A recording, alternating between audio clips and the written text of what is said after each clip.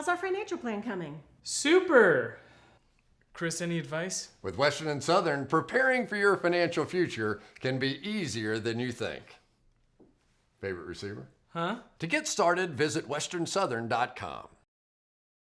Welcome in to PFF Studios. I'm Austin Gayle here with Mike Renner. We're doing a little top 10 mock draft right before Thanksgiving. Might as well do that one. It's going to be a little back and forth. You're going to go ahead and start. Number 1 overall, Cincinnati Bengals. Who are you taking? Now, there's been this conversation of late. Joe Burrow, Chase Young. I said Chase Young's can't miss. We agree he is can't miss.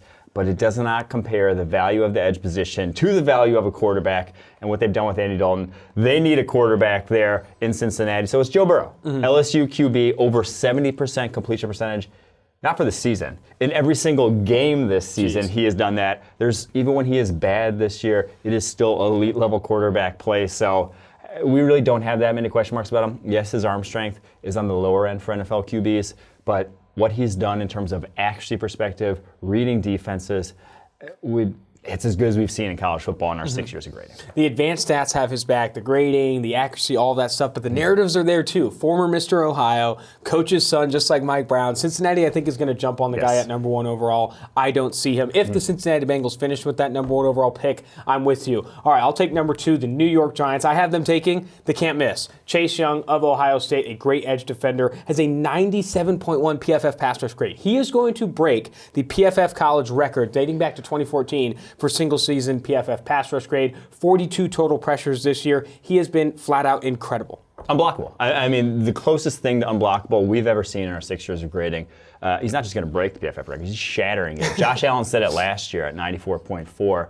97.1 is in a different league. I mean, this is just doing things we've never seen, and it's not like he's a 6'2", 230-pound guy who will he translate. No, he's prototypical size, speed, length. If not above average size, speed, length. I mean, this guy is legit. Athleticism, size profile is insane. So, yeah, it is unbelievable. Number 2, like I said, he's going to be the first non-QB off the board.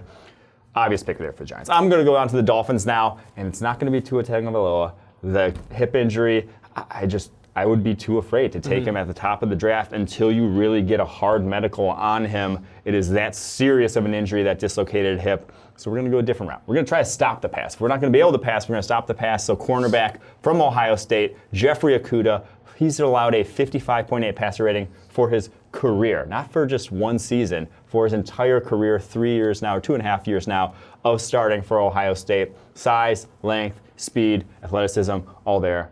He's in a defense that's produced, Denzel Ward, Marshawn Lattimore, that plays NFL sort of coverages.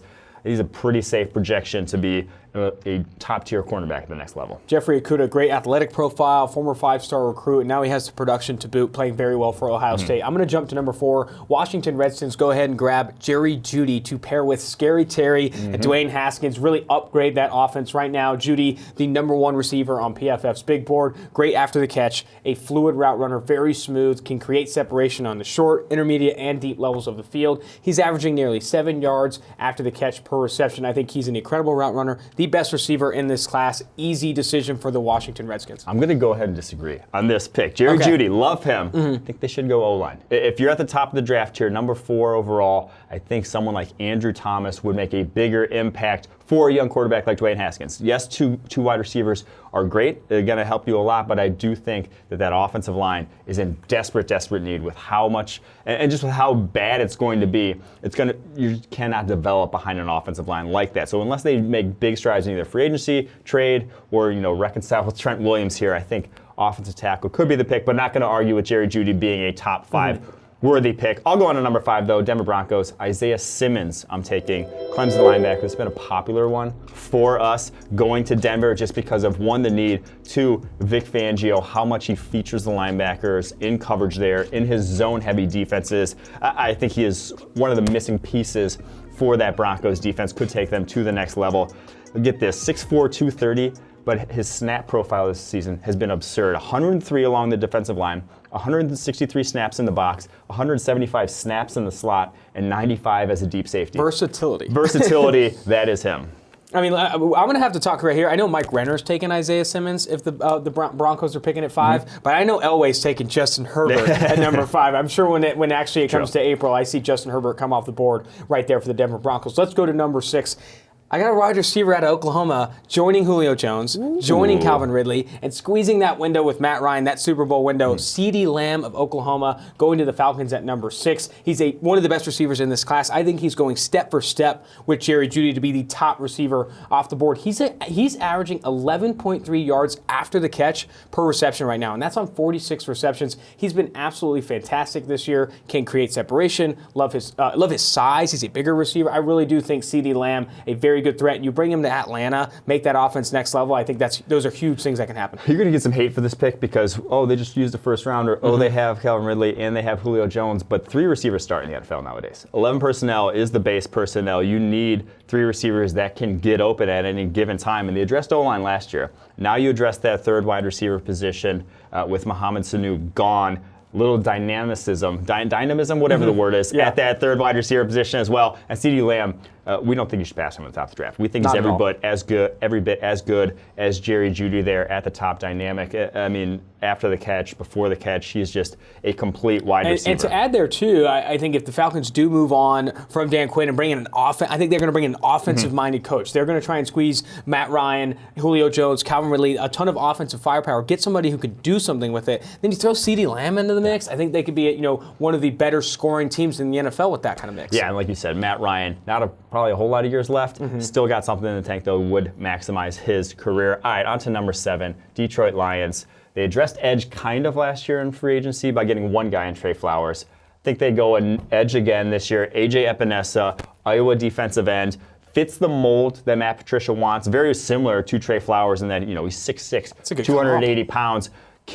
Has the versatility to go on the outside and then kick into 3 technique if need be. A lot of bear fronts and whatnot in that Detroit Lions defense. So I do think that having 2 guys like that, 2 very versatile chess pieces in a Trey Flowers and an AJ Epenesa, and then 2 guys who can actually get after the passer as well, which they don't have too many more outside of Trey Flowers. So I do think adding to that Detroit Lions defense, give Matt Patricia the pieces he needs. Yeah, because then you could easily have Epenesa come in there, replace Romeo Okwara, and then you have Trey Flowers, Damon Harrison, A'Shaun Robinson, and AJ Epenesa. That is a defensive line Matt Patricia would die for, really. I think that's a great pick for number 7 for the Lions. Going to Arizona, they help Kyler Murray, Andrew Thomas along the offensive line, the Georgia offensive tackle, bring him in, a very athletic, smooth mover. Right now he has a 91.9 run blocking grade to help, Kenyon Drake and company back there, but he also has an 87.5 pass blocking grade. I think they need help along the offensive line. Yes. Justin Pugh, A.Q. Shipley, Humphreys is just not going to get done. I think they really do need help along the offensive line, help that offense, and move forward with Kyler. Yeah, and both their tackles going to be free agents this offseason, so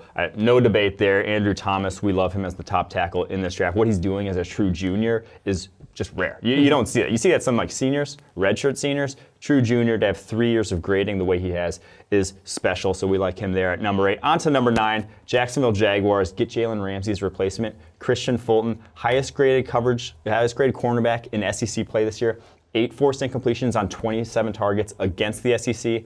Outgraded his teammate last year at LSU, Greedy Williams, and could have come out last year. We would have liked him as a first rounder last year. Comes back, balls out again.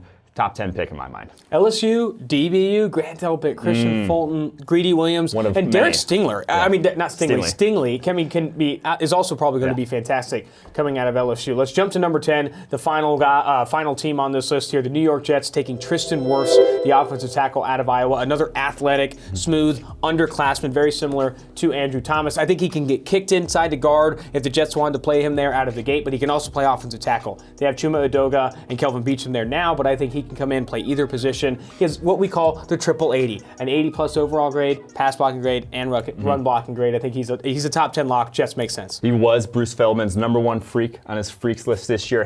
Broke Brandon Scherf's hang clean record. And I like going to the Jets where, again, they do have 2 tackles already. Edoga has been encouraging as a rookie where maybe you start him inside. And then later on down the road, could kick out to tackle as well if need be. He is a freak, pretty much a sure thing as a run blocker. Pass protection, like the strides he's made over the course of his career. So definitely worthy of a top 10 pick. Edoga, a good athlete too. He hasn't had great success to start, but Edoga works. You're getting an athletic build up there for Sam Darnold and company. That's going to do it for our top 10 mock draft before Thanksgiving. Make sure to check out all of our YouTube channels, all of our videos on our YouTube channel, or go ahead and go to the site at pff.com.